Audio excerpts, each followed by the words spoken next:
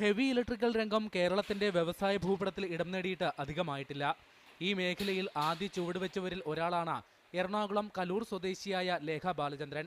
കുടുംബ ബിസിനസ്സിലെ 18 വർഷത്തെ പങ്കാളിയായതിന്റെ ധൈര്യത്തിലായിരുന്നു സ്വന്തം സംരംഭത്തിന്റെ തുടക്കം. 2007-ൽ 2 കോടിയോളം രൂപ മുതൽ മുടക്കിൽ ആരംഭിച്ച റസിടെക് 3 വർഷത്തിനകം ലാഭത്തിലായി. മാരേജിന് ശേഷം ഞാൻ ഇവിടെ വരുമ്പോൾ ഹസ്ബൻഡിന് ഒരു ഫാമിലി കൺസേൺ ഉണ്ടായിരുന്നു. അതിൽ ജോയിൻ ചെയ്താണ് എൻ്റെ പ്രൊഫഷൻ തുടക്കം.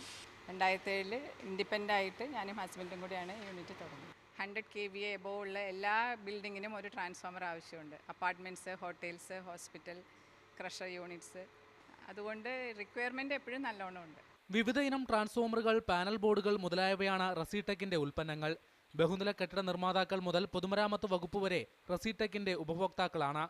അയൽ സംസ്ഥാനങ്ങളിലേക്കും ഗൾഫ് മേഖലയിലേക്കും ഉൽപ്പന്നങ്ങൾ കയറ്റി അയക്കുന്നുണ്ട്. ഇവിടെ മാർക്കറ്റ് നല്ല, കേരള മാർക്കറ്റിൽ നല്ല may be 100 crore business more than 60 എങ്ങനെയായാലും ഉണ്ട്. ISO അംഗീകാരമുള്ള റസിടെക് ബഹുരാഷ്ട്ര കമ്പനിയായ സീമെൻസിന്റെ വാക്വം സർക്യൂട്ട് ബ്രേക്കറിന്റെ സർവീസ് സെന്ററായും പ്രവർത്തിക്കുന്നുണ്ട്. വിപണി സാധ്യത അനുദിനം വർദ്ധിച്ചു വരുന്ന ഹെവി ഇലക്ട്രിക്കൽ ഉപകരണ നിർമ്മാണ മേഖലയിലേക്ക് ഇറങ്ങാൻ ആഗ്രഹിക്കുന്ന കേരളത്തിലെ പുതിയ സംരംഭകർക്ക് മികച്ച മാതൃകയാണ് റസിടെക്. മീഡിയ 1 കൊച്ചി.